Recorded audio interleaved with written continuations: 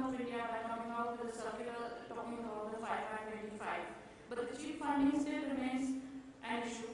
But as far as the financing, if the port is attractive and if the model makes sense, there is no dearth of finance for the ports, and that we have seen with a couple of successful ports which are currently operating. Now, I will touch upon the aspects regarding what are the stakes of a bank or the financiers who are financing the port. Banks, as you are aware, are a very key stakeholder in the entire port financing activity. If you see the debt equity of a project, 80% to 70% of the stake is of that of the lenders to the project. So we are a key stakeholder, and when it comes to the issue of ease of doing business, it is quite critical that the lender's ask is also kept in perspective. Now, a lot of the issues have also already been touched upon by the previous speakers, and we also, since we have already participated in quite a few infrastructure financing projects, particularly in the port sector, and when we compare the concession agreements across states, we will see a pattern that there are certain states which are more vibrant because of the way the things are made easy.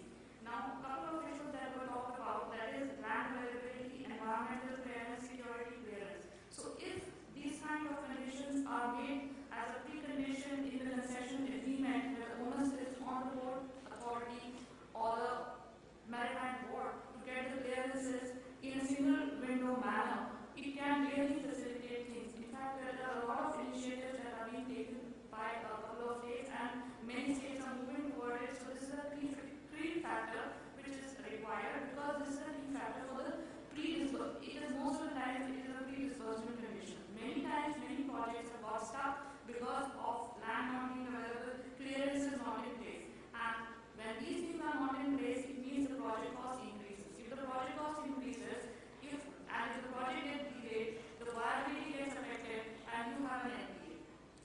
As regards the connectivity of the port is concerned, that was also talked about quite in detail. But what is important is not only realizing that the connectivity is important, the timing, when we know beforehand that the connectivity is an important issue, it has to be planned that at the right time we understand that there is a connectivity issue, take the steps at the right time, at the initial stages itself, and maybe here also what we feel that it is important that the stakeholders, that is the government, the developer, and the parties come together and equal stakes are put in the whole mechanism.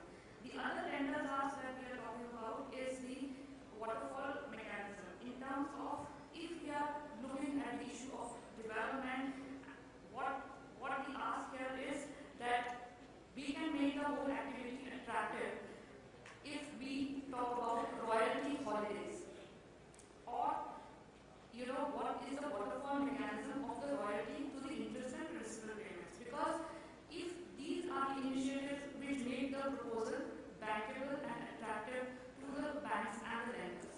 So again, this is the thing which is the ask of the lenders. Then another thing that we have seen, as was said in the beginning of the session and the first session as well, that the gestation period of the port is quite long. It takes about 5 years. So another important aspect which needs to be addressed in the concession agreement is what is it that, when the next competitive port will come. Whether it should be 8 years, there should be a substantial gap when the next competitive port can come next to the existing